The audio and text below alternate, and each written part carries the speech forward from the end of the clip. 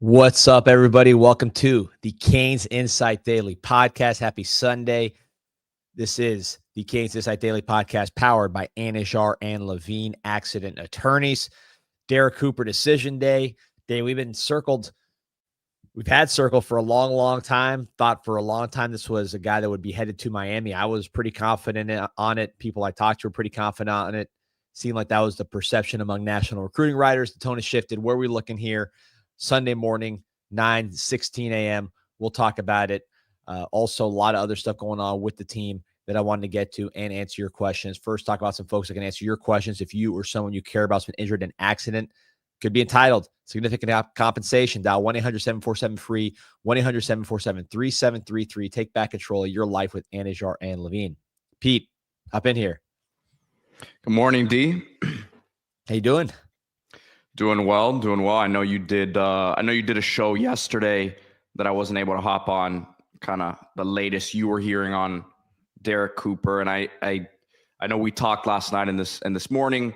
Got some bits of info last night, and I think we were both kind of in agreement that Miami is not expecting to land this commitment today. And from what I understand, they kind of knew well. They know now that it wasn't going to be them before he pushed it back either, from what I understand. And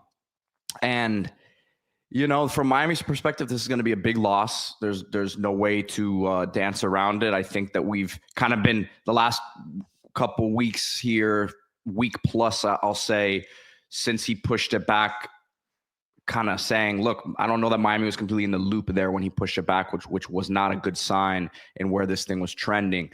And it's interesting, man, because I think it might have been Georgia before he pushed it back. The trends now nationally seem to be Texas.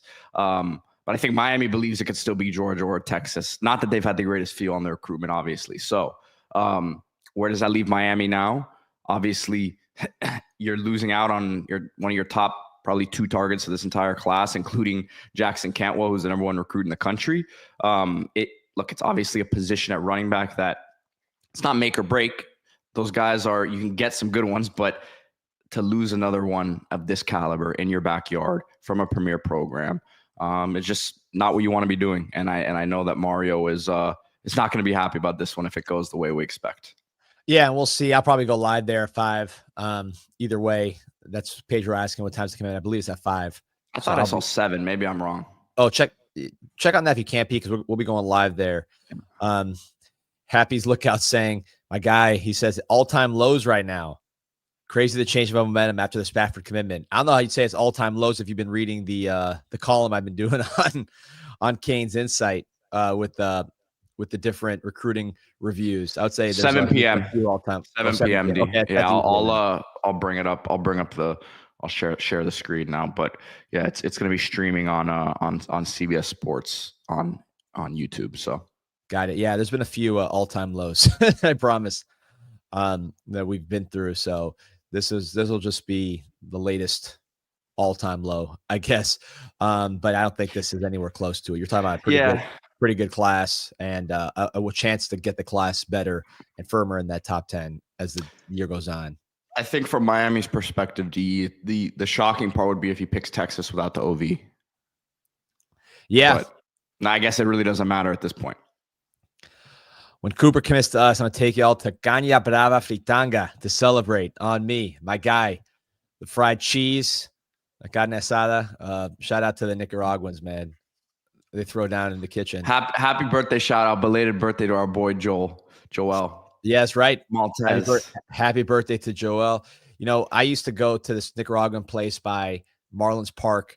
It's called it's still around, Pinolandia, and it's like a cafeteria, Nicaraguan food, great food. Then you go to the back and there's it's like a shop of Nicaraguan stuff. There's like fermented, I want to say pig ears, some kind of delicacy they had back there. They had like Alexis Arguello's VHSs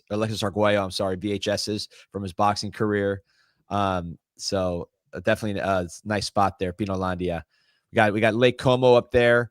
We got Athens, Greece, worldwide, right here on the Canes Inside podcast. So Pete, just back on the Cooper thing, I think obviously this is a big loss. This is someone that we had circled, and we had been clear that, hey, Calvin Russell was a little different. I think maybe the push there was beyond what the value was. This one was one where, you wanted to get the player and didn't get it done. So ultimately it comes down to I think recruiting and relationships with this particular case. What happened with Jackson Campbell, kind of the opposite here. And then we got to get better, man. And winning doesn't solve all the problems, but we're playing from behind too much. You mentioned going to Texas potentially with no OV. That's a sign of a program that has all the juice, being in the playoff last year and having a top 10 pick at running back in recent memory and all those kind of things, which we got to get back to. People say, oh, Texas has been underachieving for 10 years. Listen, Texas is the most underachieving program in college football history over the course of history. We all know that, but these kids are not historians. They're seeing Texas in the playoff, and they're seeing Bijan Robinson going top 10. Those are, I think, the things that are going on. Hassan says, now I know why Pete wasn't on yesterday. He didn't want to break our hearts on Saturday. Listen, I wasn't available yesterday, but I posted on the board last week that from what I was hearing, that Cooper wasn't coming to Miami. So we've been on this train, unfortunately, now for a week plus. But yeah, not good. And I think that, unfortunately, D, this is one of those losses that kind of makes you go back to the drawing board if you're Coach Cristobal. And not that this like makes or breaks the class, but it I think it makes you look yourself in the mirror, not Mario necessarily, but like kind of look at everything as a whole and see what you can do. I don't know. Yeah, I mean, I think, and this question 26, any age, you think they'll pivot to a running back or just keep chasing Cooper?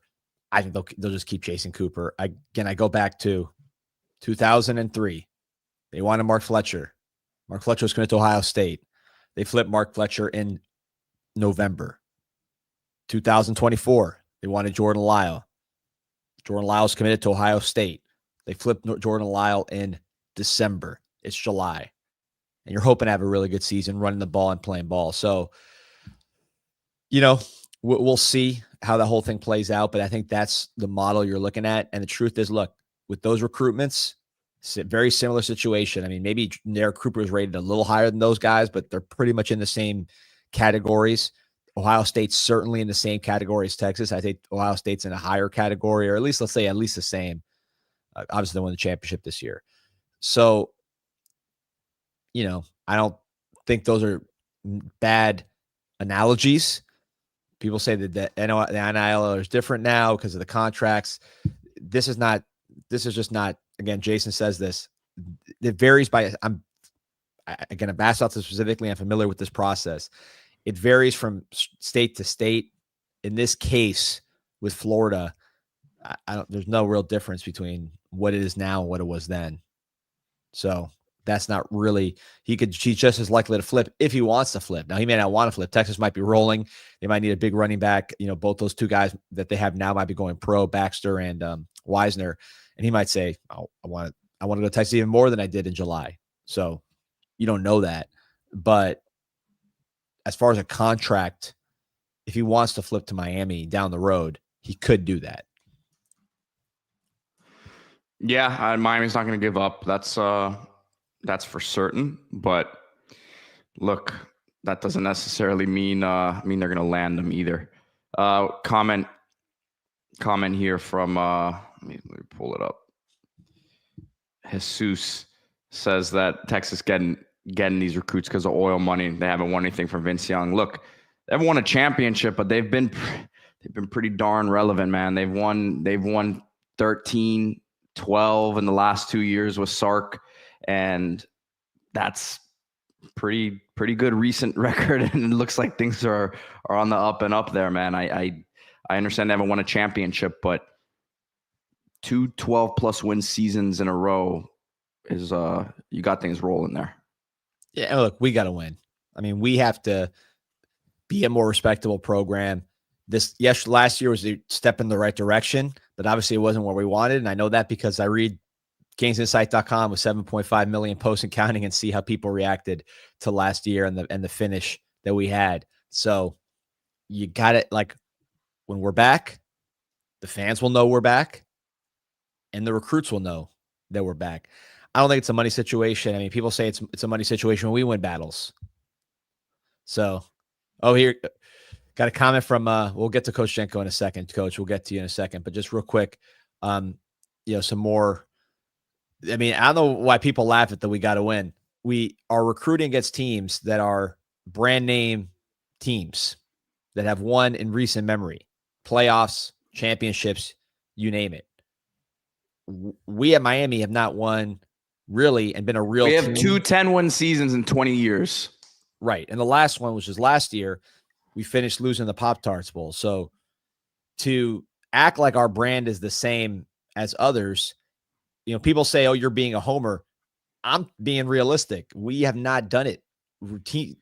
I can look at it a certain way. Texas has 9 10-win seasons in the last 20 years. Right. And these kids saw Bijan, like if you're Derrek Cooper, Bijan Robinson, you see him getting drafted number whatever it was, 8.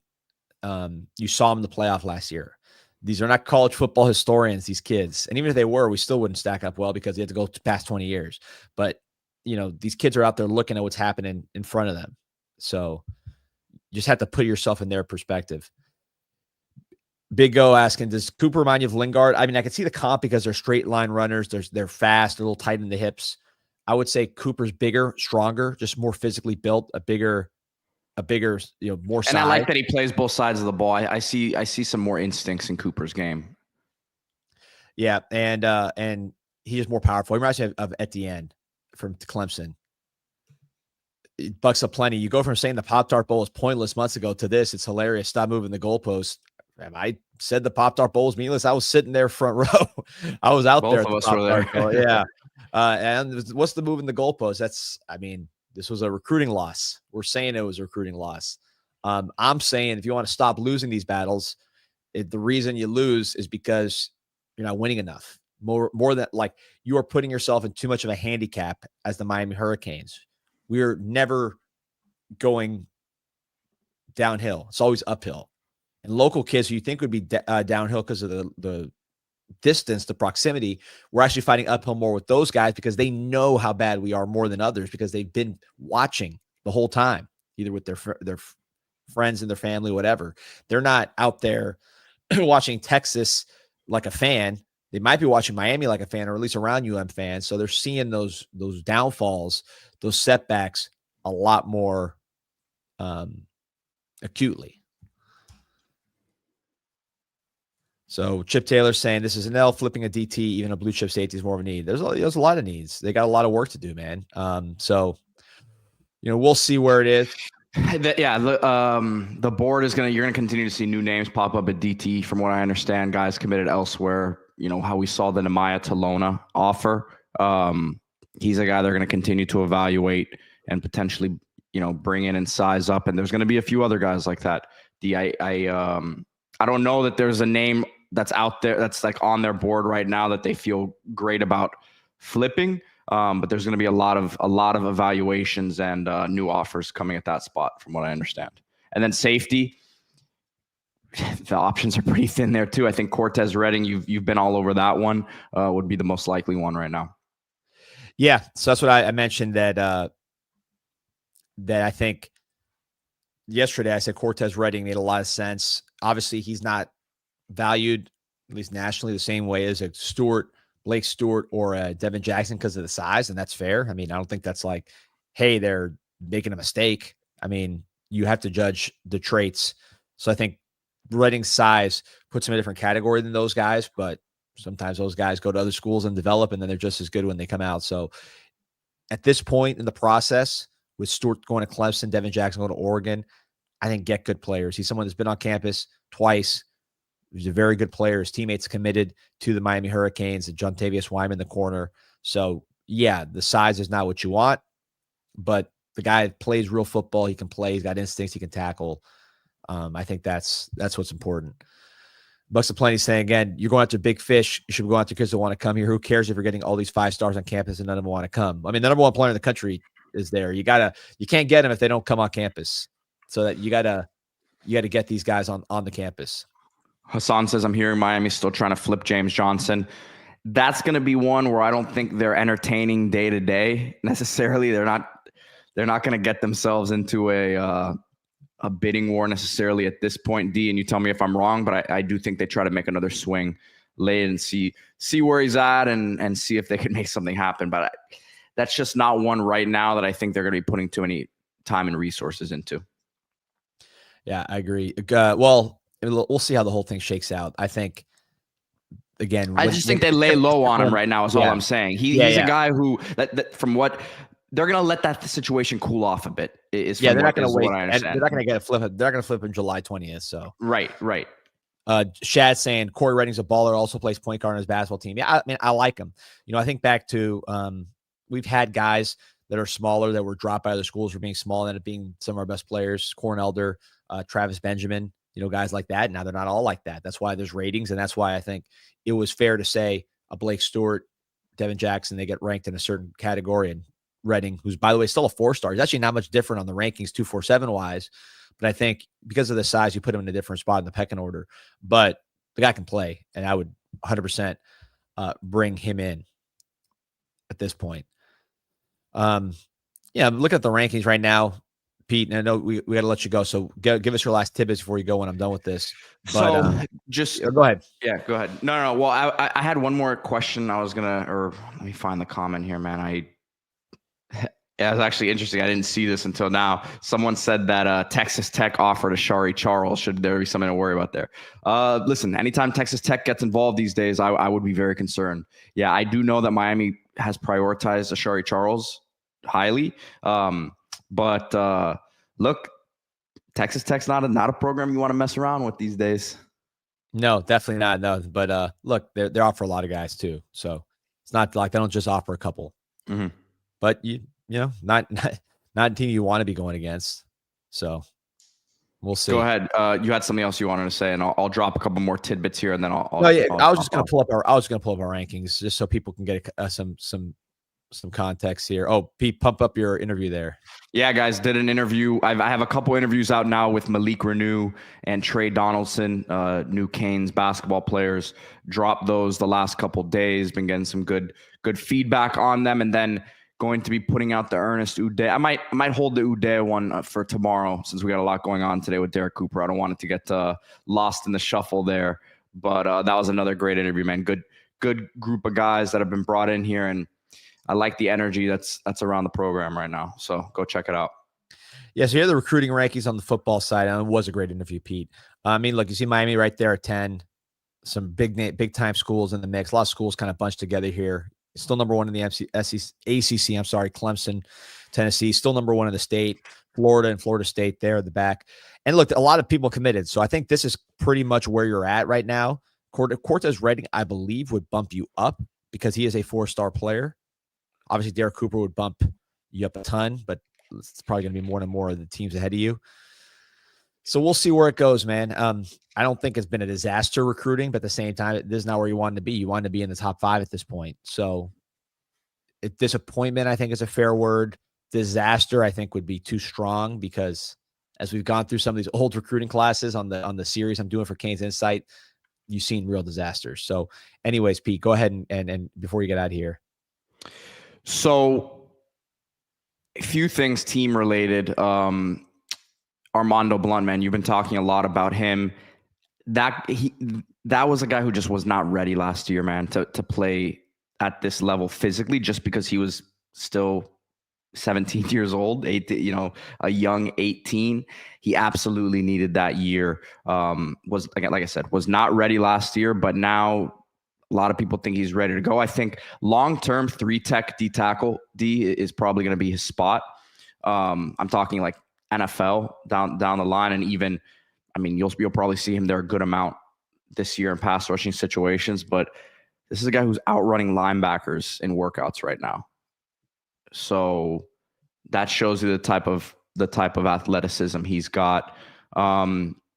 We talk a lot about safety spot. Who could play there potentially if you need to, because you have a surplus, it looks like on paper, of corners, of good corners right now. So who would be someone who, number one, is willing to play back there and has the skill set? And it's been talked about a lot that Xavier Lucas would be someone who could play back there. And I would say out of all those guys, he's probably the one based on what I'm told, right? If it gets to a situation where you really need to play someone back there. So yeah, I would love to keep him solely at corner with that length and size combination, length and speed combination.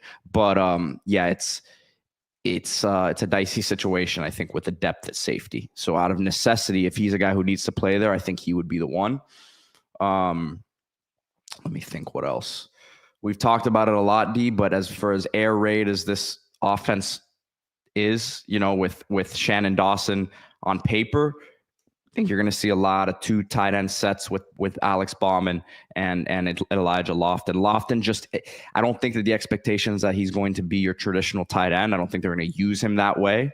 And Bauman, from what people are saying, is the complete package there. Yes, is he going to be a dynamic vertical threat for you? No, but soft hands, third down, first down conversions guy, red zone guy, and the combo of him and Lofton is going to be a really, really nice one that I think could be really the bread and butter of this offense. Yeah, 100%. That's going to be interesting to see what Bauman does. He wasn't here in spring. I mean, he was here, but he wasn't practicing a lot. He was kind of banged up, nothing crazy. He's healthy now. So I'm really curious to see him in camp to see what he's capable of doing, Pete. And obviously Lofton, he is a 12 personnel. Sometimes it might be 21 personnel with the same player, right? Because he plays fullback instead of H-back, right? So there's so much versatility that you have with him. The Lucas thing is interesting to me, Pete, because I think he's probably our highest draft pick corner, most likely, just because of his speed. And you see guys like Eric Stokes from Georgia, Tyson Campbell, guys that have had safety kind of buzz in the past because of their size, maybe a little straight line-ish, but because of their speed. Tyreek Stevenson, eventually they just stay outside because it's so rare to have the speed and the size combo, even though they had some stiffness and they're 200 plus pounds. So it'll be interesting to see what we do with him, man. But that would be, I mean, if you got him, Poyser, Jacoby Thomas, I've heard good things. Let's say he sprains his ankle, just to give an example. Lucas, Poyser, Frederic, Damari Brown, O'Connor. That's not bad. That looks pretty good. Mm-hmm. D, I gotta hop off here. I'll see you guys later. 7:00 stream. I have a family engagement tonight. I'm not sure if I'll be able to be on that, but I'll be on it.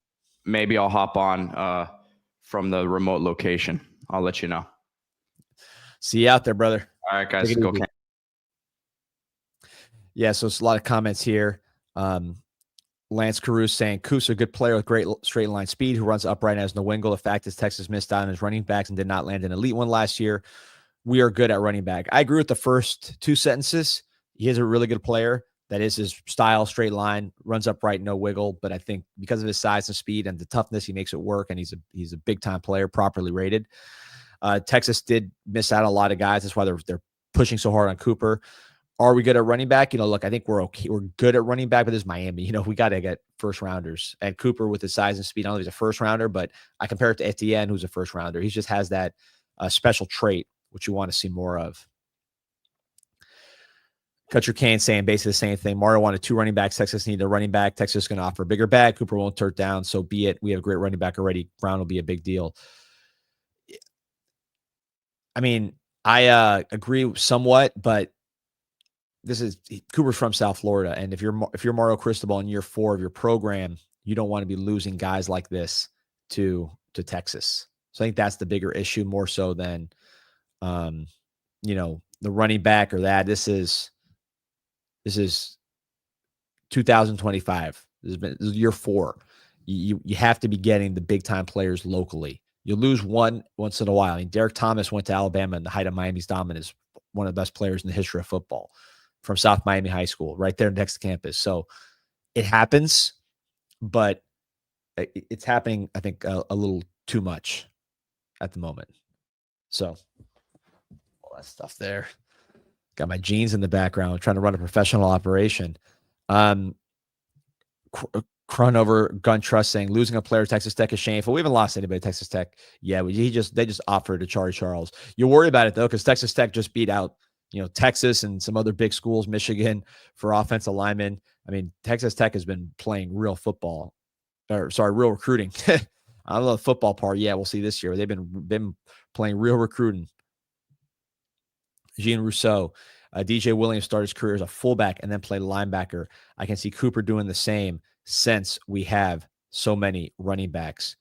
Cooper would be a great linebacker. I think Cooper actually would be better as a defensive player than as an offensive player. I think he'd be elite. I mean, he could be an elite offensive player too, but I think defense is really where he's most special. You've seen him play it in 7-on-7. You see him play it in pads. He is a really, really good defensive player. Great speed, obviously 10.7 speed. Has size. He's 205, 210 already. He's bigger than some of our linebacker commits in recent years. So to me, Cooper would be great on defense, but I don't think he wants to do that. Yalaha Kane. Let's see who of the must-get South Florida guys are overhyped and poorly evaluated in 5 years. Not all will be Smith. We got Jeremiah Smith. Yeah, I mean, it's been a weird time in South Florida. I think South Florida as a whole has been down. I want to say really since the pandemic. I mean, really until 2020, South Florida was unquestioned best place in the world for football as far as prospects. Every year you saw the NFL draft. We were all the NFL like active players. South Florida players were always kind of at the top of that list when they broke them down into cities. Now you're seeing Florida fall back a little bit. Texas take a step forward. Places like Houston take a step forward.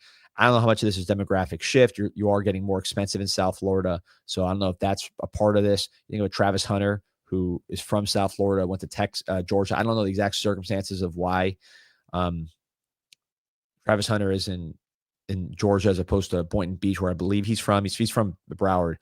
But yeah, so Boynton Beach would be Palm Beach. I think Hunter's from Broward.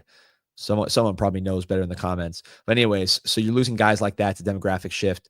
And some guys are just not producing like you thought. Leonard Taylor, you thought would be a first-round pick, ends up being undrafted, although he's playing well in the pros. Ja'Cory Brooks, undrafted. He looked like he was going to be another one of those Alabama first-round wide receivers.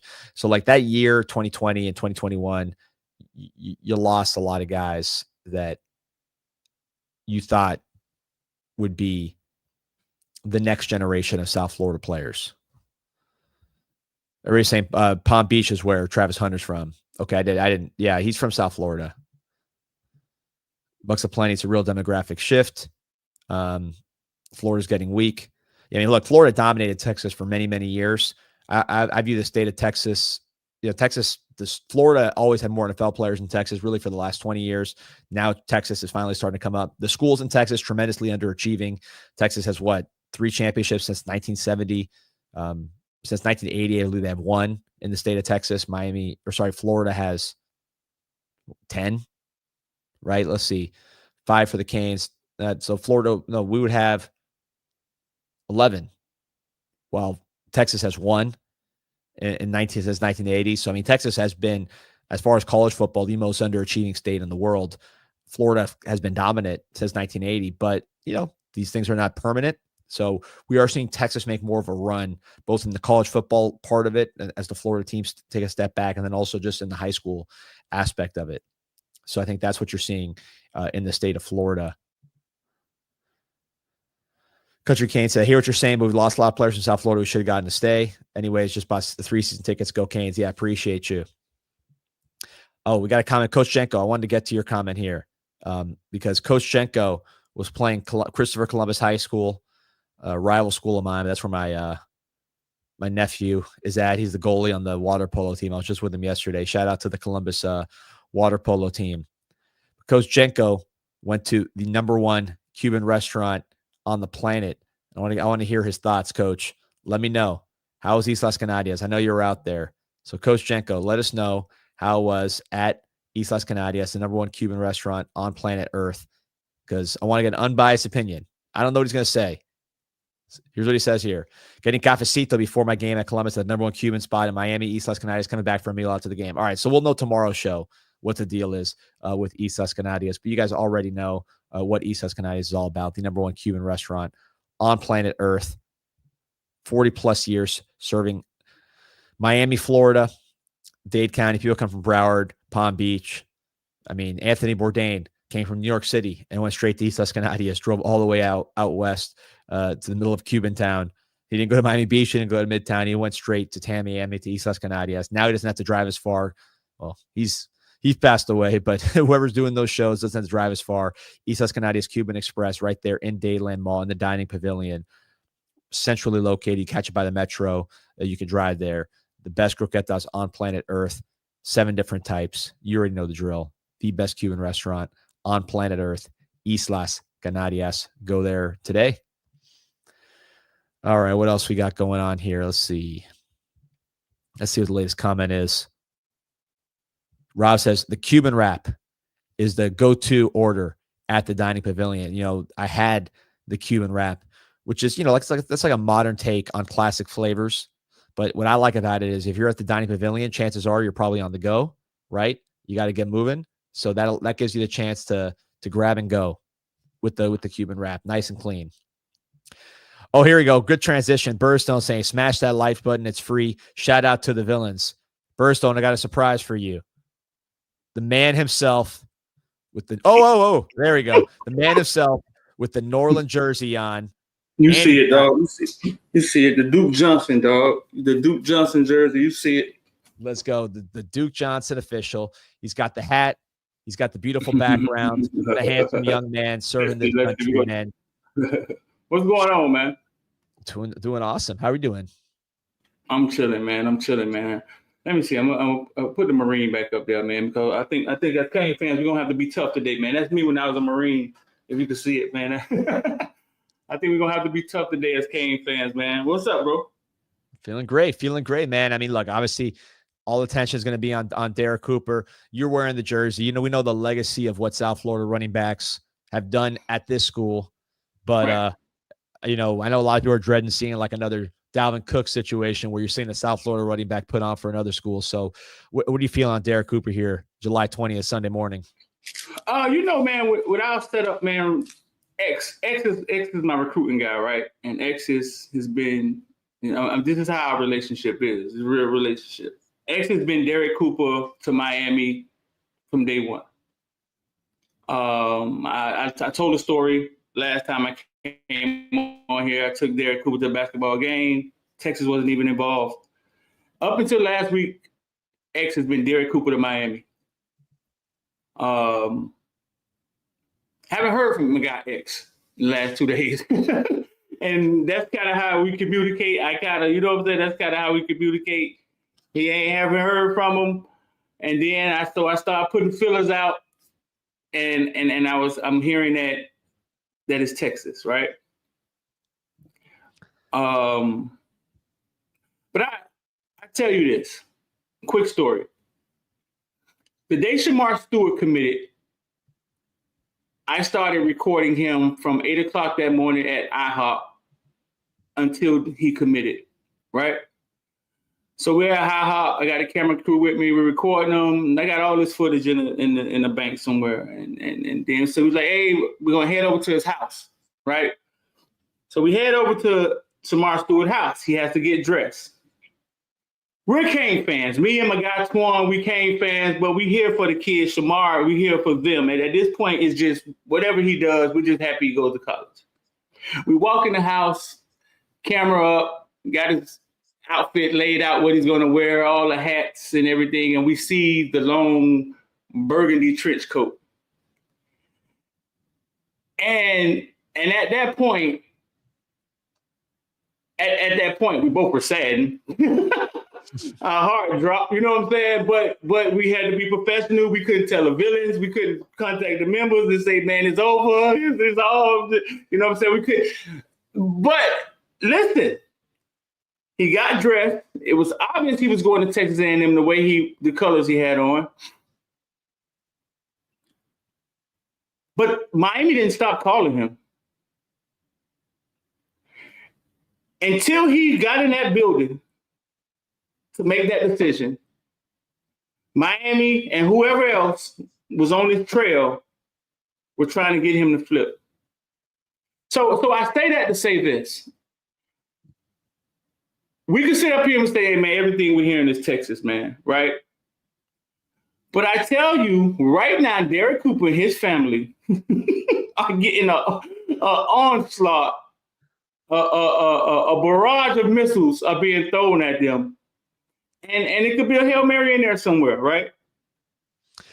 Yeah, man, you think of Jeremiah Smith, right? He had the edit from Miami made the night before. I mean, these kids, it's more like football than people think, where it's like it's a game, like it goes to the buzzer. It's like it's a real competition, and it's not just because someone throws a crystal ball in here or whatever. It doesn't mean it's necessarily set in stone. We're not throwing money on Miami getting Cooper today, but you don't know. And then of course, you remember Broward County, Jordan Lyle, December. Ohio State flipped to Miami. Mark Fletcher, another Broward County running back. Ohio State flips to Miami. So flips to Miami. Yeah. But the fans seem to forget those things, right? Shout out to Bird, and I got two villains in here. Bird and King, man. Y'all go get the villains, man. Tell them to come on over, man. Watch D-Money. Oh no, Bird stays promoting, man. Bird's the man. He's always promoting the villains, always promoting us, man. Bird he's a legend. That guy, good dude out of Atlanta, man. Good dude. Hey, but the fans forget those wins, D. They don't remember when guys flip to us. You only remember the pain, right? Not to make any excuses, but I heard you guys talking about Texas and couple of seasons, 9 wins, and it's like the brands aren't equal at this time, right? But I don't give any passes. Recruiting is you walking into a bar with your homeboys trying to see who could pull the hot girl. And sometimes it's about money. Sometimes it's about game. Sometimes it's about being relentless. But it's selling. It's selling. So that's how Mario and Miami has been able to do what they're doing with a 5-win season and a 7-win season. Mario is relentless on the recruiting trail. He doesn't give up. He's consistent. I think they got really creative. I think they jumped out there when they saw NIL and they started running while everybody else was looking and waiting. They started running, and they got out in front of it. Right. So there has been a lot of wins, but you can't keep losing these 5 stars, Derrek Cooper, Jeremiah Smith, especially Derrek Cooper, man, who literally was all Miami the whole time. That's the hard part, man. This is not someone who's like, he just disliked Miami. He's been at practice. His mom's been at practice. I mean, you were around him. You saw that it's not like this is a guy that just his heart was set on leaving the whole time. No. I think sometimes, man, you could get complacent with your wife at home and your girl at home, and you get complacent. You're used to her doing the wonderful things she does, and some other guy comes along and sees something different. and he does something different. Like he sends her a car, a Bentley, to take on he just does something different, and you are a victim of being, what's the word I'm looking for? You said complacent earlier. I thought that was a pretty good one. Yeah. Mm-hmm. Yep. By the way, we got 1,600 on, plus the comments. Everybody knows who you are from just the comments that I've been pulling up. But for those who haven't heard you yet, talking Darryl Streeter, Footballville, the Discord, you got the Twitter, the Instagram's crazy. You got Footballville and Caneville, so you got the Cane-oriented content plus the more college football-oriented content. I subscribe to both just to keep track of what's going on. So if people want to find you just real quick, send them to one place where they can find everything else. One place where they can find everything. If you go to Instagram, in the link tree in the Instagram, everything's there. If you would ever type Footballville into Google, everything comes up is us. That's all our properties. Caneville, if you want to be a villain, top of the Twitter, go to top of the Twitter. You can join right there. It's an art villain and rogue villain. For the people who really don't know who I am, I created something called Footballville 10 years ago. I was one of the first people on the sideline with a cell phone. That's my claim to fame. I didn't even know it was legal, dog. Like I used to be hiding it from the referee. I didn't know if I was supposed to be on the sideline with a cell phone, but I was one of the first, because I saw the content going to apps. And I was like, if the cell phone has a video camera and it can upload to an app, they're going to have to stop me from bringing it on the sideline. And I created something that has over maybe 1 million followers now across social media. But from that, we created Caneville because we were both huge Cane fans. And in order to service the Canes, we're credentialed with the Canes, we had to create a one-off, something that can service the Canes, and we can still service all the kids in the country in South Florida that goes to other places with Footballville. So for the people that don't know me, because some of these Cane fans are 21 years old, bro. They don't like. Well, listen, that's part of the problem because question from Arab and he asked you, and let me take the first crack and I'll throw it to you. He goes, what's the difference between LSU and Miami? Those kids in LSU stay in LSU for the most part. So we played LSU in that Peach Bowl. You remember that game. That was December 2005, I want to say. So if you were born that day, you're almost 19, about to turn 20. So like that, when they beat us in the fight in the tunnel, and then they beat us like by 40 or something in the game, a low point in Miami Hurricanes history. That's when you kind of knew it was over for us and they were on the way up. Yeah, just won the championship too. So if you were born that day, you're 19, about to turn 20. It means you're already in college. So right, if these kids grow up seeing that, like they grew up in that world.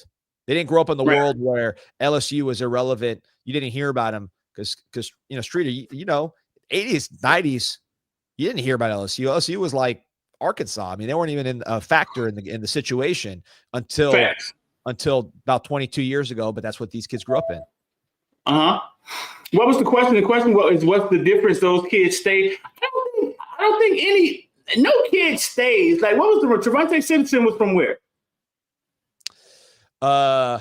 He was from Miami. No. He moved to Miami. Citizen was from Louisiana. Sorry, I was thinking Valentine. Trevante Citizen was from Louisiana. Yes, Trevante Citizen was from Louisiana. Yes, sir. I was like, Trevante Valentine. Yeah. I mean, Trevante Valentine was from Fort Miami. Yeah. Greatest defensive lineman I ever saw, bro. Hands down. He flipped. We didn't know he was coming. I think people just I don't think you pay attention. There's fans in Louisiana asking LSU, why can't we keep kids home? Because they're only paying attention to the kids that's walking away. I tell you this, after Jeremiah Smith, Calvin Russell, Derrek Cooper, right? This is Miami knows. but listen, nobody is more hurt than them. We can sit here and cry all we want to, but nobody, there isn't anyone that feels worse than them because they know the magnitude of losing these local guys and what it looks like to big dogs across the country. No doubt about it. And look, like you said, they take losses too. They are better than most, I would say, when you talk about Louisiana and LSU, that is a strong connection. I can't lie. I remember I talked to Manny when he was defensive coordinator, and he said that's the strongest connection he's seen between local school and local players is LSU, Louisiana. But like you said, they don't win them all. In fact, they lost a couple in the recent years. That's why this year they've been really hitting it hard, like getting guys like Lamar Brown, which was touch and go for a while. They had to work for that one. But look, everybody's dealing with this problem. The problem with us is we're fighting guys that, I mean, this is heavyweight boxing. And right now we are coming up from the cruiserweight division. We have not been competing as heavyweights and we're fighting heavyweight bouts. I mean, that's just the reality of the situation. LSU's been fighting heavyweight bouts for 20 something years. So Texas, they've been up and down, but I mean, they won Vince Young was 2005. So that would have been, about the same time we're talking about, but they've been in the mix since then, where we have not really been in the mix. And when we were about to get in the mix last year, fizzled. And I'm sure Derrek Cooper was around a lot of people saying, man, these guys are sorry. What you say? These guys are sorry. If you're sitting there, if you're Derrek Cooper and you're watching the game with your relatives, you got friends, you got cousins, you got uncles watching the game, and they're seeing Syracuse. I'm not saying this happened. I'm just hypothetically saying for a local kid, and you're seeing 21 up and you lose.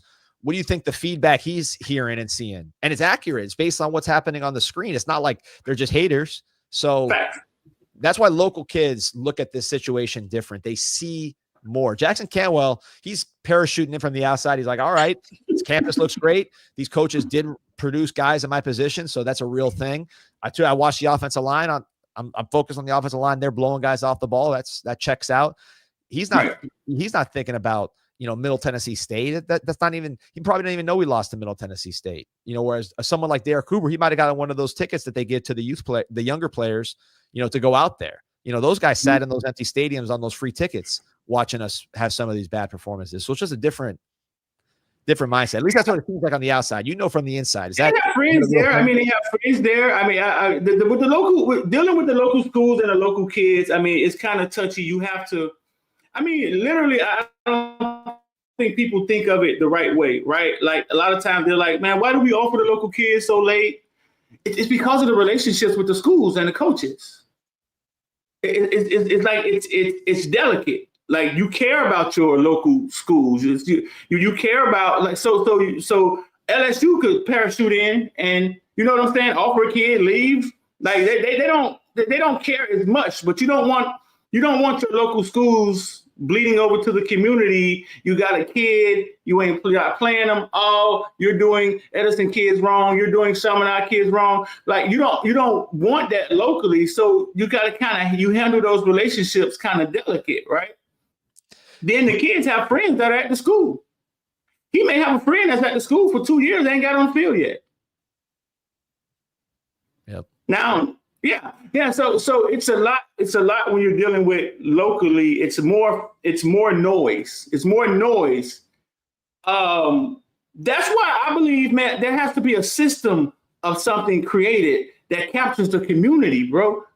Like you gotta make people feel good, like Apple. Like you gotta make people. Apple don't ever say shit is $9.99. They just make you feel good for buying a goddamn phone. You know what I'm saying? You feel cool because you bought the phone. I'd be like, why? Why is that phone cooler than? You know what I'm saying? You have to make it feel cool to go to Miami in the community because it's so rich out here. I think it's worth it. And I think that's where they're missing. That's where they're missing the boat. You can't fight everybody. You can't fight every relationship with every coach. Do you know how it is out here with these coaches? I mean, they want to make $300,000 too. Yeah, and you can't hire somebody. Yeah. You hire one. You hire one dude from the community, local coach. There's 10 that are mad they didn't get that job. So people's like, oh, you hired this coach. This is great for the community. A lot of times, to me, it does more harm than good because everybody else wants that job and there's jealousy seeping in. So you better hire the guy that's actually helping you, not just doing it for community relations, because otherwise you're going to create a lot of jealousy and animosity. That's at least what I've seen from the outside. Yeah, you can't. That's why I think Texas figured it out. Like Texas has a system. They have a system that connects to the high schools. And it's like a system where they pull coaches up, like they take turns. Like there's a whole system that they have that's connected to the high schools. And I'm like, why? Like, why wouldn't you do that if you're in the Texas or Georgia? If you're in a Florida? Like, why wouldn't you create something so big that it services coaches in the whole state? This coach won 5 state championships. Maybe he get a chance to come be a G. Who knows? Anything, right? Like something to where you're capturing. That's the coaching side of it. But you got to capture the community. Like the entire state should feel like they're part of Miami, whether they're in Lakeland and they love Florida or not. But if you want to narrow it down, Dave Broward and Palm Beach, there should be. People should feel good when they see the Ibis. Just because they see it in the airport. But I'm not, you know what I'm saying? I ain't gonna give a soft, you know what I'm saying? They want to sit down with your boy. I you know what I'm saying? I sat down with Mario one time. But just think iPhone, Apple. Kids tell me when I had my Android, I wasn't cool because my fucking text messages wasn't blue, bro. And I didn't even know what you were talking about. But that's the brainwashing of good branding. 100%. And we were the original. I mean, that was our thing on the front end because we were not the biggest school in town. You know, it was the brand. It was the U. They made movies about it. You know, we're the only people that made 2 movies about it. So obviously it worked at one time. but that brand definitely has been tarnished right now. Part of it is you're not being NFL draft. You got to have that you shaking hands with the commissioner, which it started this year, 1-1. That is a tremendous boost. You got to get Ruben Bain in that first round. That's one. Malinois is going to go in the first round. We need to get Ruben Bain in that first round. That's a local guy that stayed here. He had, and this, Street, not only did you get him here, people were throwing all kinds of money at him to jump in the portal. I mean, that's the recruiting that people don't see is like they see Derrek Cooper go into whoever he goes, which is not good. They don't realize that these same schools recruiting these 5-star players, we're trying to recruit our 5-star college football players like a Ruben Bain. Mm-hmm. We had to fight like crazy to keep Ruben Bain. And obviously he's here. He's going to play for the Miami Hurricanes. You got to get, for all the investment you put in him and everything he's given you, you got to get that guy to New York, and he's got to do it himself too, to shake hands with Goodell. That's, to me, one step that would help a lot, because what was the last guy that was like homegrown down here all the way through? I mean, I guess Greg Rousseau, but he was like a late bloomer. He wasn't like that guy in high school. Yeah, they kind of slow walked him. They kind of slow walked him. Greg Rousseau is weird. You're right, because he had success in college, success in the pros, but he's not like one of those names. Ruben Bain can do it. If he have a bounce back year this year, he's been on fire since he was a freshman. I think that is still with him. He just has to make it happen this year. But no, bro, I mean, you're right. I just keep seeing Fire D-Train in the comment section, bro. And now listen, my take is, if anybody was involved with bringing Cam Moore here, was D-Train. Yes, that's 100% true. Okay. I can say with certainty that that's 100% true. All right. So when I always hear people, I know he's a, you know what I'm saying? He's the get your hand dirty guy. You know what I'm saying? He's the psycho getting your head guy. But I know for a fact he was on that tackle. So for the people who want him gone, you got to take whatever bad y'all here, you know what I'm saying? You got to take good with bad. Because I know he was on that team. And look, Street, here's what I'll say. Miami, what has Miami football been top 10 in consistently since 2002? I could say one thing, which is basically recruiting and portal in the last 4 years. We've been basically let's say talent acquisition, combine the recruiting and the portal. I think everybody would agree since 2022, we've been top 10 in that category. We haven't been top 10 anything else. We haven't been top 10 on the field, haven't been top 10 in offense consistently. We have been the last year, obviously. Yeah. Defense, any category you look at UM. The only thing I say, hey, this has been a stretch where we've been playing with the big dogs. It's been recruiting the last 4 years. So, it's not perfect, but it's the one area where we're in the bouts with the real. Yeah, every coach that gets fired from here, what do they say? They say, "Oh man, he wasn't a good coach, but he could recruit." And I just have to start telling people, bro, listen, he's sitting in the middle of, listen, bro, it's like living at King of Diamonds or Tootsie, and somebody saying, "Oh man, he get all the girls." Well, he lives there. He lives in the back room. You know what I'm saying? The recruiting happens here. If you get out your chair, you can recruit Florida, right? Like if you get so that's going to happen here. Now Mario, I think, did it at a higher level. Mario does it at a higher level. But the recruiting happens here. But that's why I asked Manny Diaz that question that I asked him that time. I don't know if you ever seen it before when I asked him about. Yeah, because I got tired. I got tired of him kept saying we need better players. And so I had my stat guy go find, this was way before AI too, but he came back with some gems. It was like the last 15 years, we were number one in the coastal and recruiting. We put more kids in the NFL the last 5 years than any team in the ACC. It was some crazy stats. And when Manny heard it, he froze. Streeter, on this point, so I've been doing something where you gotta get that? I heard the phone ringing. Yeah, so I've been doing this thing right now with going back and looking at the old recruiting classes, going back to Coker. right? Because I just want to see kind of like trends. You know, we see them, we sign the class, they go have their careers, they go to the pros, they don't, whatever, and we forget about it. So I like to go back and look at these trends. And one thing I noticed, man, Shannon and Golden were bringing in 7 NFL players a class. 7. That's a big number. Like, that's a big number, like nationally, like top 10 recruiting classes. You get 7, you're feeling good. They're bringing a 7 a class. You go to Richt, it drops to 4. You go to Manny, it drops to 2. And you think of Manny in 2016, 17, when he had Al Golden's players, which again, Shannon was doing the same thing. Shannon and Golden, 7 a pop. Those guys were playing great defense with those players. But then once their own recruits started coming in, you saw it plummet. So, you know, it's not all created equal. And I think going back through this exercise and looking at these old classes, honestly, what I came up with was I didn't realize Shannon and Golden were recruiting at the level they were. They lost a lot of big time battles that if you had like a Dalvin Cook, you know, you had an Amari Cooper, or whatever, Teddy Bridgewater, you drop that in, it all looks different. But they were bringing in some players now. And then Manny, I didn't realize how quickly that whole thing turned on him. It wasn't just the quarterback, and there were other factors, but he did not recruit very, very well. And it's not all created equal. Yeah. It was his philosophy. I think they were kind of like, man, if you want to be a Kane, let's go. If you don't, they didn't really fight for guys. I would have coaches tell me, Miami don't fight for these kids. They come in here. If the kid want to go to Ohio State, they don't really. I don't know where that mentality came from. I don't know if they were trying to save resources. I don't know. I don't know what the hell was going on. But he kind of recruited a little softer.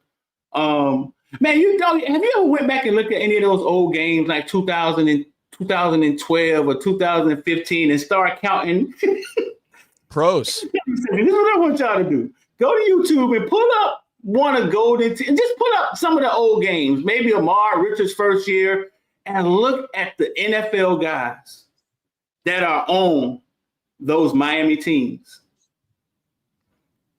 Yeah, it's going to surprise you. When you average 7 NFL players for, in Shannon's case, it was 3 years, right? Let's see, he had 7, 8, 9, 4 years. And then Golden, you had 5 years. When you average 7 NFL players a year, I mean, that adds up. Those teams, like you said, you just go look at the defense, offense, you count them up. Offensive line at one point because Shannon's last, like in 2010, Shannon had Stoutland. So towards the end of Shannon's tenure, he was signing some great offensive linemen. He signed Brandon Linder, played in the pros forever. Feliciano played in the pros forever. You know, Sean Trell, he had a Crohn's disease, but he was starting in the pros before he got sick. So, you know, there were some serious pros. Think about, and correct me if I'm wrong. Like, think about the squad that had Stacy Coley, Barrios, wasn't it? Coley, Barrios, Herndon. Like, wasn't it like think about some of the offenses had all NFL guys starting from tight end to wide receiver. Yep. You had Njoku at one point as well. The first round pick. Bro, yeah, man. Listen, bro, this thing has to turn around. Like, it has to turn around. I asked Manny that question because the problem was, I think, the resources and the coaches that were being hired. You hire a Manny Diaz, first-time head coach, and then Manny Diaz hire guys that are on his level, or maybe, you know what I'm saying? Like, and it just trickled down to then now you got a G5 staff. Yep. Yeah. Right. So the problem was the hiring of the coaches. Like, at one point, bro, the last 4 or 5 coaches we had, none of them never went on to be head coaches again. It didn't turn around until Coker went to be a head coach. Sisters of the Blind, you know what I'm saying? Yeah, but everybody else, Golden, Shannon. Before Manny. Rick retired. Rick retired too. Who else we got in there? Golden, Shannon, Coker you mentioned, which was just like, I mean, he was the coach in the smallest school in D1. Right. Yeah, no, none of them. They didn't. But think about that. The guys we hired as head coaches never went on to be head coaches ever again anywhere else. Will Muschamp got fired from the Gators, and he was at South Carolina the next day. I mean, it was like those guys, they were getting other jobs, to your point. I got Daryl Tulloch's got a comment. He says, cut the small talk money. What has Texas done? What's Georgia done? It's all comes down to money. That's what it is. It's like what you said, Street, about going into the bar and, you know, you win or you lose. It's kind of like loser talk to me to say, hey, it's just money. When we beat Georgia for Cantwell, what did Georgia say? They were saying, hey, Miami's just throwing bags, man. And Miami's just got the money. That's why that's why they got Cantwell and we didn't. You know, it's just kind of like sometimes you lose and you make an excuse. Yeah, it's an excuse. It's an excuse. Can you think of a kid that we got from someone and it wasn't about money? It was kind of about, I think Texas Tech could have paid Carson Beck more money. Yeah, definitely. Yeah. I think there's been many instances where Texas could have paid somebody more money than we got.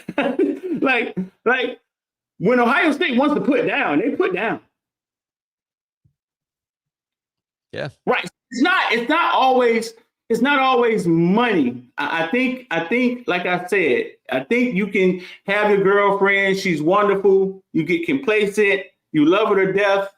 Some guy sees her walking through Walmart, walks up to her, man, gives her $5,000, tell her he'll change her life. And it's like, you just were complacent. Like you just were walking, you had her, you know what I'm saying? You were complacent. Some other guy opens up the bag, is the most beautiful woman he ever saw, and he does something that maybe you were capable of doing. You just was slow walking the thing. They're throwing around $5,000 in the aisles of Walmart. I thought maybe like Whole Foods or something like that, Fresh Market. I didn't know Walmart. They're throwing around $5,000 like that just on the street. Bro, I think and that has nothing to do. It could have to do with money, but it has more to do with impact. I hear parents talk more about how they felt when they went to these schools. Yep. Yeah. I hear parents talk about more how they felt, like how they made them feel. A guy told me a story the other day about going to a school and the coach was fixing a go-kart on an official visit, and it felt real to him in cowboy boots and a cowboy hat. And he said it felt genuine, right? So it's more, you know what I'm saying? It's not always just money. Think about you and your child. Like if you had to make a decision, you think you'll be walking into school saying, hey man, the biggest bag wins. No, man, you teach your kid more. I know. The money they're throwing around now, the numbers I'm hearing, I might be doing that a little bit. I don't know. But yeah, but you reminded me of a story. You know, the late Alice Collins, who passed away in a motorcycle accident. You know, I mean, R.I.P. That was a tragedy. The running back for South Plantation. I remember he went to Arkansas, and people were like, at the time, like, you're going to Arkansas, that's got to be a bag situation, because who goes to Arkansas? And it turned out he went out there and he went to like some country bar, and they were doing like some hoedown, and he was having fun. You know, he was just a different kind of kid that maybe we associate with Broward, whatever, Miami-Dade. So he just liked that. He just liked that. It was just, I mean, everybody assumed it's got to be a bag. You're not going to go from South Florida to Arkansas without a bag, but every kid is different. Every family is different. They all like different things. It's hard to it's never just kind of one thing where you say, hey, this is what it is. At least usually not. Yeah, it's a lot of things, man. I mean, so the majority of guys play football are black, right? A lot of black families aren't business minded. They don't walk in saying, show me the money, like the movie. Like that's not how they are. That's not how the culture is. They're not business minded. They don't walk in thinking about. They may be thinking about it, but they don't initiate that a lot. Now, if they have a representative with them, like somebody, you know what I'm saying, an agent or somebody who's there to talk it. But for the most part, when a guy walks in with his mom and it's not about money. So you gotta connect, make that connection first. Yeah. Yeah, I'm telling you, bro. It's not like they just walking in and picking numbers like, hey, it's a Price is Right or something. They just looking at the board. Bro, it's about relationships, bro. No, I'm with you 100%. By the way, we got over 2,300, almost 2,400 on right now. Like and subscribe. That's normal. those are Streeter numbers, man. We bring you on, and I say Streeter numbers. It's Derrek Cooper numbers, and it's we're going on, man. One thing I noticed on these things, the longer we go, it builds up. It doesn't go down. So once we get past that 1 hour mark, man, it's on fire. So, but it's Streeter Sunday, man. So that's what goes down. It's Derrek Cooper Sunday. Everybody waking up crying. Exactly, man. So for those who have not, did not hear you earlier, tell them about just Footballville, where they can find you, the link tree, everything else. Okay, so all right, for the people who don't, because I realize, man, I've been doing this a while. Sometimes you think everybody knows, but if you go to Google, type in Footballville, everything you see is us. We have over 1 million followers across social media. We created Caneville, Caneville 305. That's us. Over 35,000 followers on Twitter. We're credentialed with the Miami Hurricanes. We have a membership called the Villains. It has nothing to do with stealing cars at concerts. It was created from everything. Caneville, Footballville. Then we were like, okay, well, let's call the membership the Villains. It was VILL apostrophe N, and it was VILLEN. Then I just said, hey, let's call it VILLAN. I took the I out because I thought it looks goofy with the I. And if you want to be a member, man, I'll jump in there with them after this, man. I got some stuff I wanna run by them that I haven't told them. The link is in the comment at the top of the Twitter. The link is at the top of the Twitter if you want to become a villain. But like I said earlier, I was a guy that was on the sideline 10, 12 years ago with a cell phone, and I didn't even know it was legal. I was one of the first guys on the sideline with a cell phone, one of the first guys that put highlights on YouTube. Going all the way back to Duke Johnson. I used to call it Dolo Camp. Yeah, I remember that. That's right. Duke. That's when I really first started noticing you guys was Duke Johnson. Yeah, I used to go to I would go to the games and sit in the stands and just record everything Duke did, and I called it Dolo Cam. And you could see if Duke was tired. You could see if he was telling another running back to come in. You could see if he blocked on that play. And it was interesting to watch Duke Johnson. But when I started doing it with other players, it didn't work. Nobody was as talented like as Duke. He would make a play like every 4 plays or something like that. You know what's interesting? I listened to a podcast called Move the Sticks, which is like 2 former NFL scouts. Bucky Brooks. I don't know if you've seen him in any of these combines. He comes down here, former NFL player, NFL scout. Yeah. Daniel Jeremiah. These are NFL guys. These are not like, fans. These are legit former scouts. They talk to people in the league, and they do a show where they talk about just different football things. And one of the topics was best highlight reel you've ever seen. And these guys are from California. They're not South Florida guys. And they said Duke Johnson at Norland. These guys, they're NFL scouts. They've seen everything under the sun. And they're like, man, Duke Johnson's high school highlights, the best they've ever seen. So, the greatest high school running back I ever saw play. I was in the Marine Corps when Frank Gore played. I never saw Frank Gore play. I never saw Willis McGahee and Najee Davenport. Duke Johnson, greatest high school running back I ever saw play. And he averaged 11 carries a game. Like they didn't run him until his senior season playoff run. They gave him 20 carries every game, and he rushed for 1,000 yards in the playoffs. He was a great cornerback too. I remember at the time I was saying, look, a great running back. I think I would put him at corner at that time just because he was such a good corner. He would knock people out. He had great feet. He intercept. I mean, he was great. It wasn't because he was bad at running back. It was because he was so good at corner. And then I remember seeing him against Belen, my alma mater, and he was just like breaking 1 million tackles. Like, I mean, it was a joke. And I remember saying, all right, you got to put him at running back. He's too dynamic, especially at the college level. Yeah, he was. I remember after the second round of playoffs his senior year, we went up to play Glade Central, and they had a guy named Will Likely. Yep, Maryland. Gatorade Player of the Year in Florida. Will Likely was the Gatorade Player of the Year. They had just announced that Duke Johnson, it was the playoff game, was coming in, and this old head sitting in the stands was like, well, y'all ain't never seen nothing like Will, like Will, right? And I was like, boy. For the first half, Glade Central is fast. They're small, but they're fast and they're tough. And they kind of corralled him. And right before halftime, he broke for maybe 20 yards and dove in the end zone from like the 4-yard line. And that night, I think he rushed for 225 yards. That morning, I got on the phone and I called his mom. Man, these stories kind of like get to me, dog. Yes, I said, hey, I think I think we're watching like Reggie Bush. I think we're watching greatness, but we can't tell because we're so close to it. And she was like, boy, bring me a soda. What you are you talking about? It was early. But I was like, I think we're watching Reggie Bush in high school, but because we know him as Duke Johnson, give me $5, man, shut up. We couldn't see it.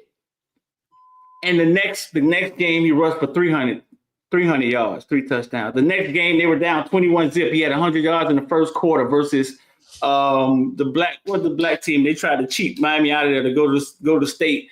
He was up there versus Footballville was the only Palmetto. The other Palmetto, though. Yep. By Tampa. Go Google New Orleans versus Palmetto. New Orleans down 21-0. Duke Johnson has 100 yards in the first quarter. Everybody's calling me like, man, what's going on up there? I'm the only media company there recording it. Edgerrin James is sitting in front of me. You can see him on the camera. He came to see Duke Johnson that night. I think Duke rushed for 360 yards, something crazy. And they came back and beat Palmetto and went to the state championship that night. But that people were calling me, I just treated like, what's going on, man? They finna lose. I was like, bro, he has 100 yards in the first quarter. I don't think Palmetto's gonna be able to hold up. I don't think they're gonna be able to hold up. And they could not. It was like they didn't game plan to stop him. It was nothing they could do to stop him, bro. You could type in Palmetto versus New Orleans, and the highlight you get should be mine, unless I hit it from everybody. There was no other media company there. Yes, trying to find. I got to make sure I don't get a copyright hit right here, but I'm trying to find it right here. But yeah, man. I hide them. I make them private, but I think that one is still there. I got it right here. Hold on, I'm pulling it up. But yeah, man. I remember his first game against Boston College. I was up there. I was visiting some friends, and it felt like it was either his first carry or it was one of his first carries. He's going 40 yards for a touchdown, and right then you knew, this was what you saw in high school is what you were seeing. Here we go. Let me pull up there we go. Is you right here? Footballville TV, baby. Let's go. Yeah, man.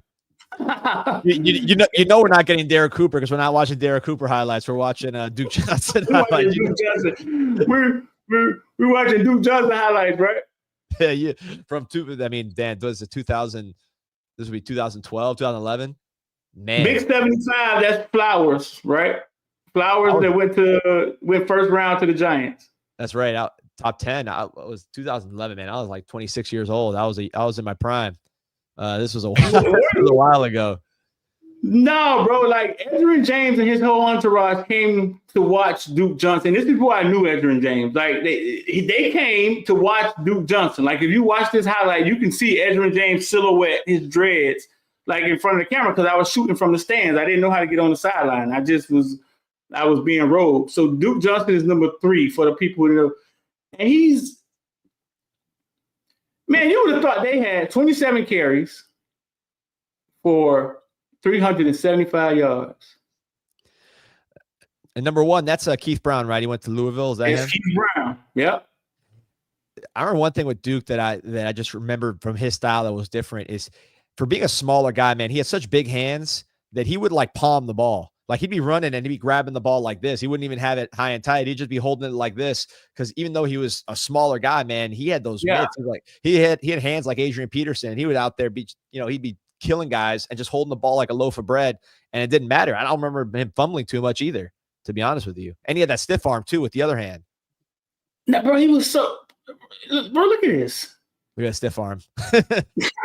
Best stiff arm. There's another one. Best stiff arm pound for pound in the history of UM. Hands down. They had no answer. Nobody really had an answer. Duke Johnson, I tell kids all the time, I once saw a running back that never got shut down. Win, lose, or draw. Belen used to beat him his whole career. They didn't stop him, though. Nope. No, they didn't. And they just would lose the game. I once saw a running back that never got shut down. And I tell these kids that when these kids think they're great, I say, bro, listen, I once saw a guy that was going to get his regardless. Yeah, I would say the only one that I'd put in this category that I've been able to see, because Frank Gore I saw. So obviously Frank Gore's in that category. But let's say since Frank Gore, I would say Dalvin Cook. Different style of back, but man, Dalvin Cook was pretty tough to stop. He didn't have the jukes that Duke had, but in terms of just putting his foot in the ground and then going 60 with no one touching him and doing it every single game, that was pretty tough to beat. Right. And he just was a hell of a football player. He would go on defense.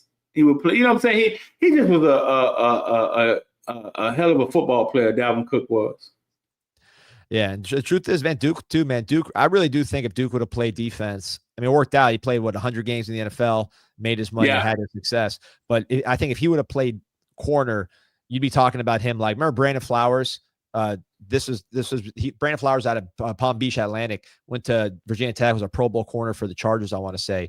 He was kind of like that. He was like a smaller guy that would just knock people's heads off and would get every interception. That was Duke, man. He was so powerful for his size. He was not. There's not one thing finesse about him.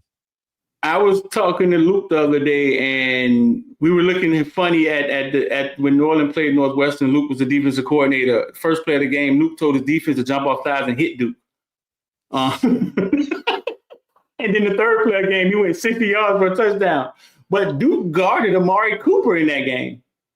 Oh wow. Duke played both ways, and his assignment was to guard Amari Cooper, and he knocked the hell out of Amari Cooper one time. Man, that's another. I mean, that's the sad memory lane. Is some of these guys that if you just hit one, if you get an Amari Cooper, you get a Teddy Bridgewater, you get a Lamar Jackson. The whole thing. It's just we really were lacking aside from Duke in that era. Just those kind of like impact guys. We had a lot. 7 NFL players a class, guys like this, but just that one dude to put us over the top. Which obviously a Teddy, a Lamar, a Dalvin, that makes it happen. Yeah. See, Duke. Okay, so check this. Duke Johnson wasn't going to anywhere else. See, if some people think it's money, I think Duke Johnson was offered a lot of money from Clemson. Clemson told him bring 5 of his friends. He wasn't going anywhere else because he wasn't leaving his mom. Like he didn't want to leave his mom, so he was going to Miami. And so it's a lot of different reasons. Look at that. Now it's 21-20. They took the lead.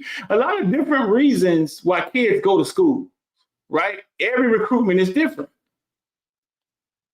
Yep. Now this one, I don't even think he took visits, if I recall. This was the most locked-in player we've ever had in the Canes. Right. And it just was, hey, man, I'm staying in Miami. I'm not leaving my mom. Like, it ain't that serious to me.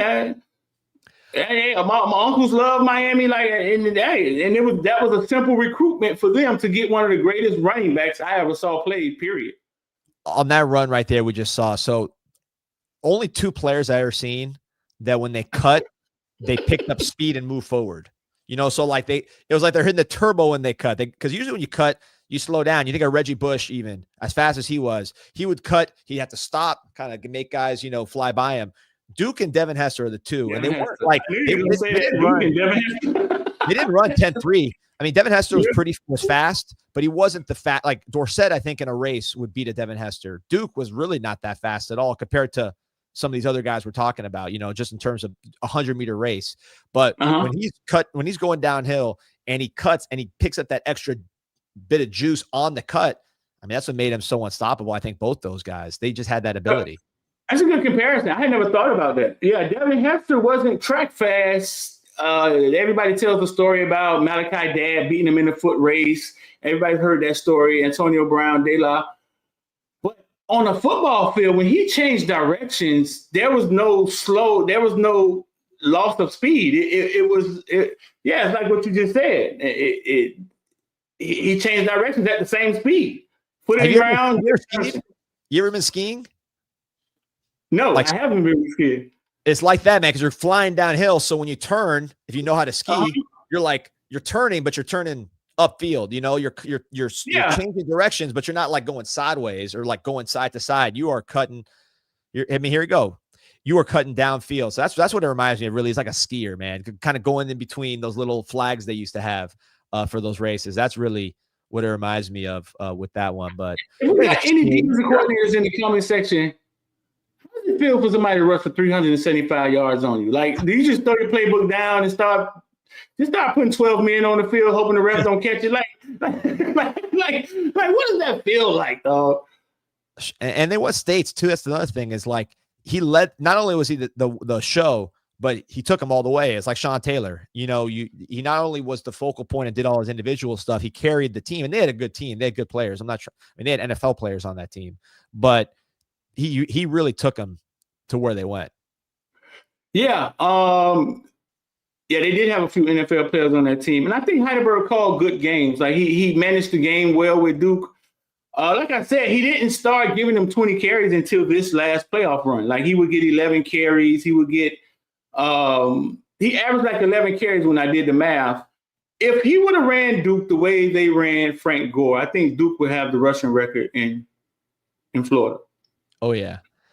And I mean, look, they had a good offensive line, but you think of Duke at a place like Central, where that offensive line was humming like nothing else, and the holes were like this big, even at that level. I mean, imagine him at that. he wouldn't have even been touched, because they had some guys that were not even a fourth of what Duke was, and they were still going down scoring touchdowns with these giant holes. Can you rewind it a little bit? Yeah, let me see. This hit, bro. Listen, like we don't even play football like this anymore. Like for the young people in here that think like watching this new 7-on-7 football, this right here used to be normal. Yeah. Like you can't even do this. You can't even do it in football anymore. Oof. Yeah, we were playing highlights from Brandon Merriweather, who was at Apopka, so he was up north. But his highlight reel when he was in high school was illegal. And he was like 170 pounds, and he was putting guys out just like this. Then he goes to college. He hit someone same hit against Clemson, I want to say, or Louisville. And the guy lost his spleen. They had to take him to the hospital and take his spleen out. Yeah.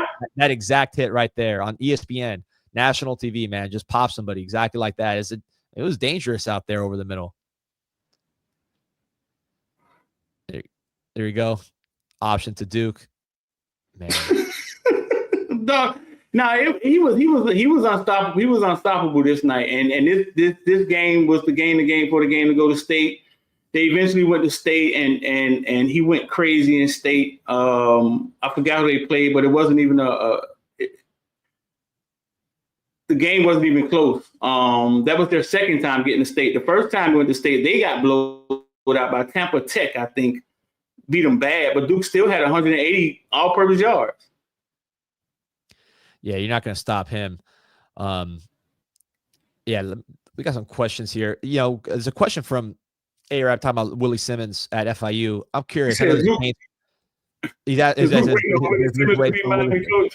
coach. No, not Willie Simmons. But Willie Simmons, though, I'm intrigued by the hire at FIU. I think and I like the staff he's putting together. I don't know him that well, but just seeing what he's done at other places and seeing just the approach of FIU, because FIU kind of did a million random things. They didn't really seem to have a plan. It seems like they might have a plan. Do you know anything about Willie Simmons and the staff that they're putting together at FIU? I mean, any thoughts on that? Well, I know he got a few Miami guys. What was amazing to me is what he did at FAMU, right? And at FAMU, he hired Manny Diaz's son. Manny Diaz's son used to wear the FAMU stuff. It was Willie Simmons who had Manny Diaz's son on his staff at FAMU. So HBCUs, not too many coaches come from HBCU over the Power 5, bro. It's almost like a bridge that was burnt and it doesn't happen. But when Manny got the job at Duke, he hired Willie Simmons as running back coach. And not shortly after that, now Willie Simmons is a head coach. And that doesn't happen a lot. That doesn't happen a lot in Power 5 football. Like the coaching fraternity is kind of ran by the agents, and they just shift guys around. The agents have, you know what I'm saying? These big agencies have the power, and they kind of just shift guys around to different places. But Willie Simmons went from FAMU to Duke with Manny. Manny paid it forward. And then now he's the head coach at FIU. Yeah, I'm excited to see how that one works, man. I think they got a chance just from seeing some of the guys they recruited. I know they got guys from our staff. We'll see. Aside from the Butch Davis hire and then Mario back in the day, FIU's been just weird with the dudes they've been hiring. It's a nice stadium.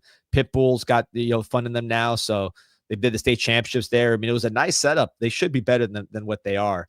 So Street, listen, we got 3,000 on right now. Like and subscribe to this show.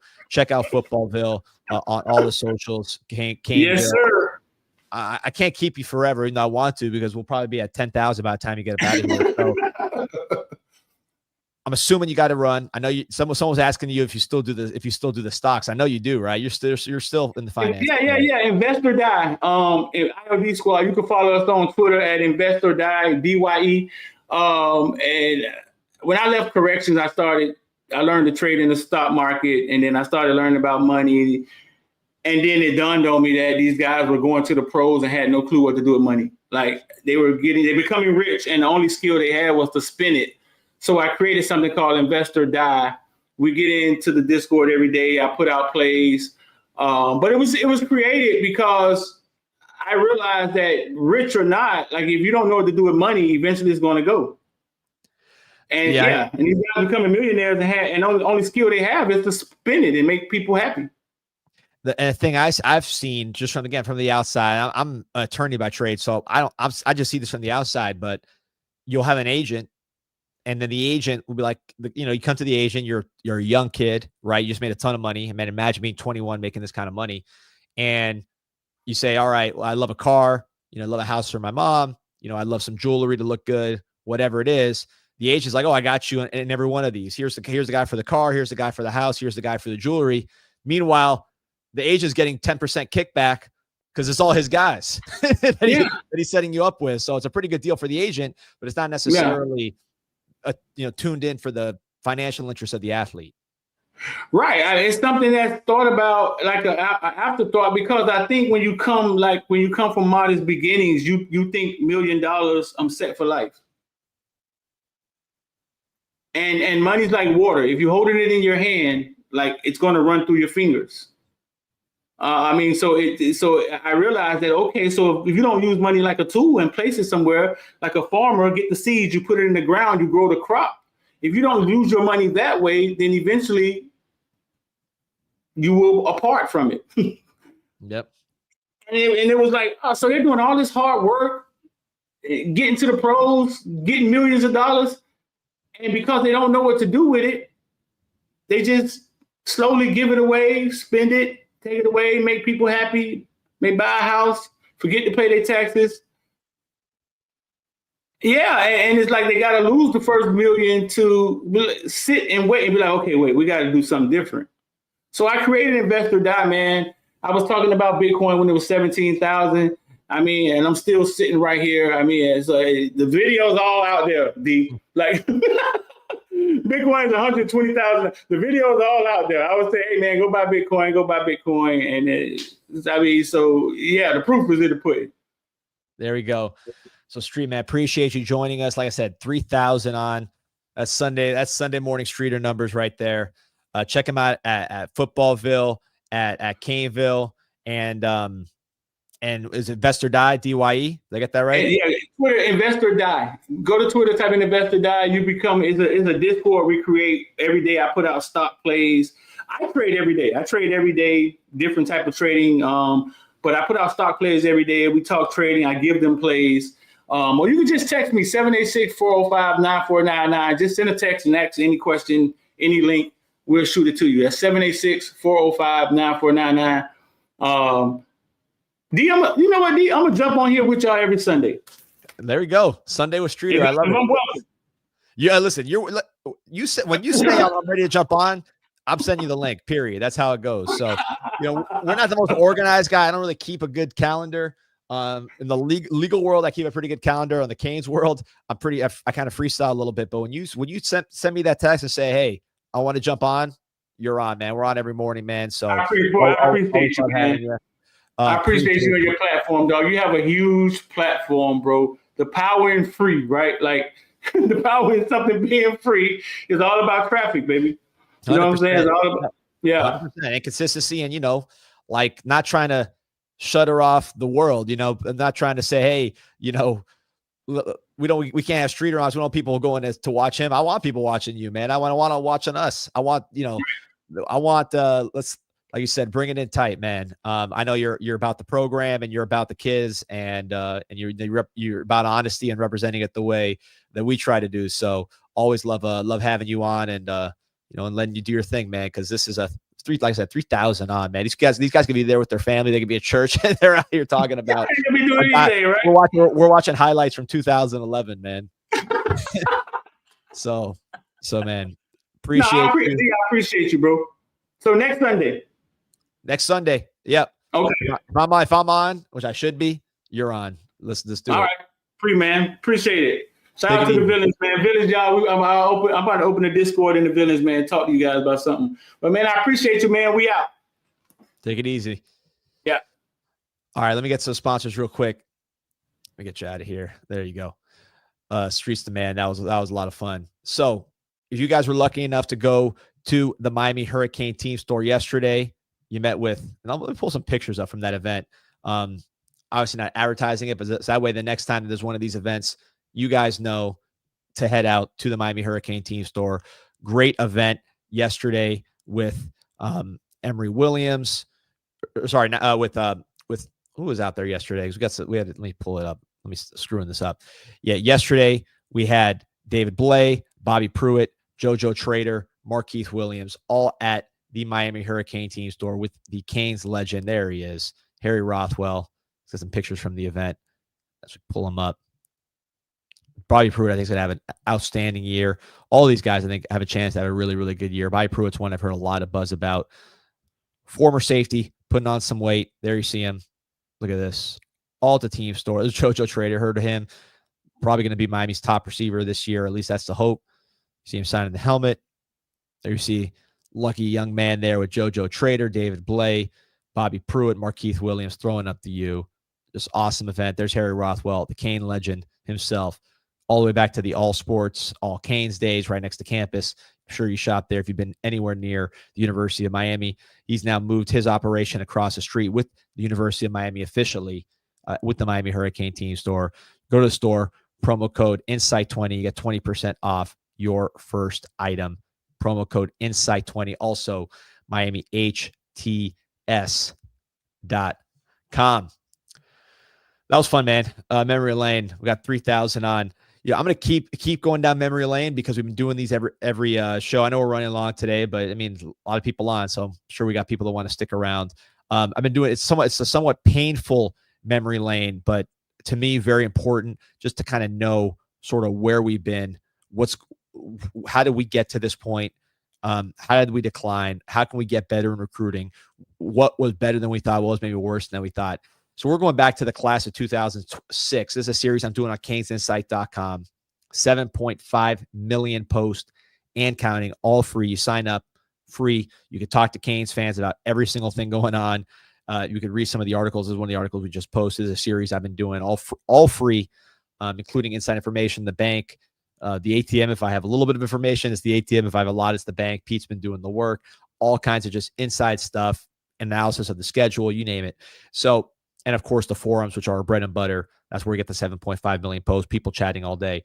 So one thing I've done, because I've been following recruiting for so long, I wanted to just go back and review the classes, talk about things that happened at the time that I remember from as a fan watching the recruiting process, and then also going back and seeing how these classes turned out. So as we saw when Larry Coker took over for Butch Davis in 2001, that class that he signed, which was littered with future Pro Bowlers, Sean Taylor, Antrell Roll, you name it, that had an 88% winning percentage for the next 4 years.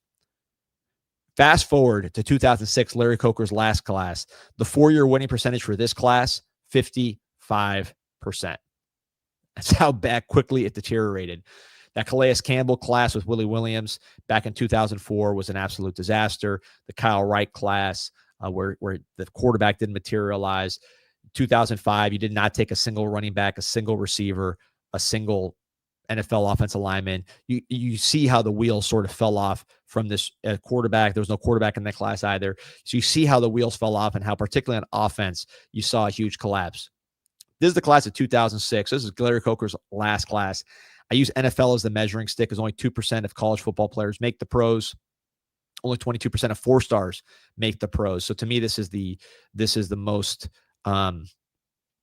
telling stat for your talent in your class, along with the winning percentage, which coaching goes into that, coordinators, development, etc. So look at this class, smaller class, 18 players, 7 NFL players. So Larry Coker's last 2 classes were actually a little better in terms of signing NFL players compared to what was happening before, where you'd sign one Pro Bowler and the rest of the class would be below average, not even college average. This one was a little better. 7 NFL players, 350 NFL games for the whole group, which was a good number. It's a little inflated by Matt Bosher, who accounted for 37% as an NFL punter. 1 Pro Bowl from Sam Shields. You look at the list, memory lane for some of you guys. Some of you guys might be hearing this the first time. You take Kylan Robinson out of Tampa, Florida. This was a great athlete coming from Anchorage, Alaska. He moves to Tampa. He's a receiver. He's a basketball player, 210-pounder. He goes, plays running back 3 games into his senior year and starts dominating. He has like a 400-yard game, just totally dominates that year, ends up flying up the ranking store. He's our top-rated recruit. He comes to Miami, never really makes it, never really finds his footing, ends up playing linebacker, and nothing's particularly strong there. Javaris James, the nephew of Edgar and James from Immokalee, good college player, had a great game against Oklahoma in 2011, helped us win that game in the pro player. Played 10 NFL games as a rookie, but then I believe he got injured. It just didn't work out, but he was good Cane. Sam Shields, best player in this class, but really not the best player in terms of what he did for the Canes. He was a highly touted wide receiver, one of the best in the country out of Booker High School in Sarasota. He's related to Chauncey Kinnan, who signed with Florida State or committed to Florida State this year. Same high school, same city. They're related. Sam Shields was an incredible wide receiver prospect. Comes to Miami. He does great in green shoes, one of these green shoe All-Americans, but the hands, once the full contact started, went away and he was dropping passes. Ends up really underwhelming at receiver for a few years. Moves to defense as a senior. Does okay as a senior in Miami. Better as a special teams player than as a receiver, as a gunner. Than as a corner. But then his rookie year, it all clicks in the NFL. Undrafted free agent in Green Bay.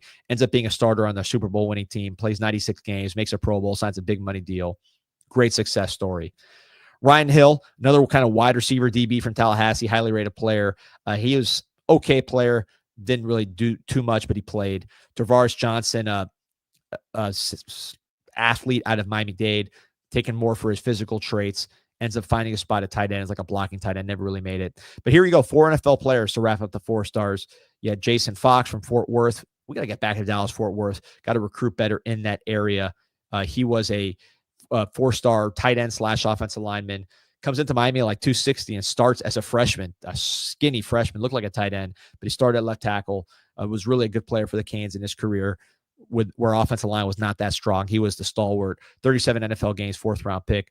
Diedrich Epps out of Richmond, Virginia, another rich area. Look at some of these areas we got to get back to. Fort Worth, Dallas, Texas. James Brockermeyer, our centers from there. Got to get back there. Richmond, VA, really, really fruitful area. Penn State goes there, Virginia Tech. Diedrich Epps, 6 NFL games, 7th round pick. Colin McCarthy from Clearwater, played on the same team as AJ Trump, who signed in the last class we looked at. Also Riley Cooper, who went to Florida, got in trouble in the NFL for the Eagles with some comments he made at a concert. But that was a really good high school team. We ended up getting Colin McCarthy, 36 NFL games, 4th round pick. That NFL game number would have been a lot. This would have been a 10-year pro, 100-plus NFL games if he would have stayed healthy, had concussions to force him to retire. But he was a team captain by his 2nd year. This was an underrated NFL player, just had injuries. Colin McCarthy, really good cane too. We used to call him C Murder, number 44.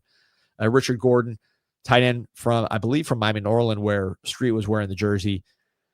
Good tight end, guy that returned kicks at one point for Randy Shannon because he was so fast. That one didn't work out so well, but he was a very athletic, fast player at his size. Played 35 NFL games, 6th round pick. Yeah, so a lot of good players in that 4-star group. The 3-star group, most of these guys didn't make it. Stephen Wesley from Polk County, like Lance Leggett, didn't work out. Chaz Washington from New Orleans, nope. Ian Simonet, Bahamian, who moved to Houston, Texas. This guy was like almost like 360-something pounds. He was huge. Didn't have the athleticism. Chevis Grant from, I want to say, Booker T High School in Dade County. He was a small, solid corner, just liked some physical traits, liked some size and speed. He had a game-winning interception against Nevada in that Bluefield Bowl game. For those of you who remember, that was our last bowl win until the Cheez-It Bowl with Richt, was that Bluefield Bowl game. Chevis Grant ended it with an interception. I believe that was in Boise. Matt Bosher, you guys know him from Jupiter, Florida, 130 NFL games as a punter. He kicked for us as well, 6th-round pick. One of the most physical tacklers and special teams we've ever seen. He was known for just blowing guys up tackling wise. He kicked an onside kick to himself, I believe against Michigan. against Wisconsin. So he had some great moments, great player. Josh Holmes, undersized tackle. Joel Figueroa, pretty good player out of North Miami High School. Chris Lewis from Fresno never really made it. George Robinson from Central, 2-star Miami-Dade guy, didn't really make it. So, this was Coker's last class, didn't really make it here. This was not the class that saved them. 2 names I wanted to highlight. Geno Atkins was in this class from St. Thomas Aquinas. 3-star player, really did not get a lot of hype for a guy that we know how it turned out. Ended up going to Georgia. We did not do what we needed to do with a guy like a Geno Atkins. And he goes to Georgia, was a good shot putter, but again, 3-star player. He ended up making 8 Pro Bowls in the all-decade team as a local defensive tackle. So we talk about all these big recruiting losses, Patrick Peterson, Dalvin Cook, Teddy Bridgewater. We know those. Low key, I mean, Geno Atkins, this guy's on the all-decade team. He made 8 Pro Bowls, and he plays the rarest position in the country, which is defensive tackle. And he was right there in our backyard. We didn't get him. This was an underrated, huge loss. Didn't feel it at the time, but down the road, you realize that Geno Atkins was a tough loss. A really weird thing about this class is on signing day, out of nowhere on TV, LaShawn McCoy out of Harrisburg, Pennsylvania, signed with the Miami Hurricanes. LaShawn McCoy put on the hat. He was a Cane on signing day. Didn't qualify, which people didn't really expect him to. Goes to prep school.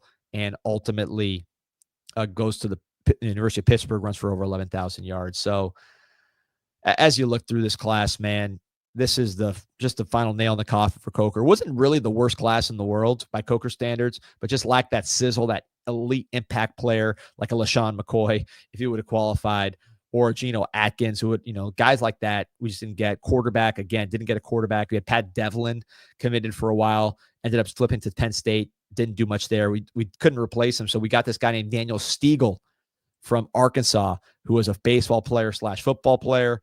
Never even made it to campus. He got drafted by the New York Mets in the 7th round and signed. But really just, these are dark days of recruiting. And as you saw with Larry Coker, 88% 4-year winning percentage when he took over. His last class had a 55% winning percentage. So he inherited a program at the absolute peak of its powers, and he left it as a mediocrity. So if you want to see the Larry Coker era kind of crystallize, these recruiting classes, we'll tell you the story. So check them out. Check out the series. We got the old videos on YouTube, and we're going through it on canesinsight.com. It's a sad story. It's a depressing story. It's a frustrating story, but it's a story we need to tell to understand how we got there and how we're going to climb out of that potentially through talent acquisition. That's the name of the game.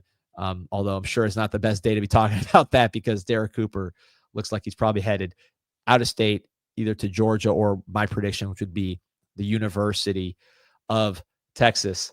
3,400 on live right now. Remember to like and subscribe to the show, Canes Insight.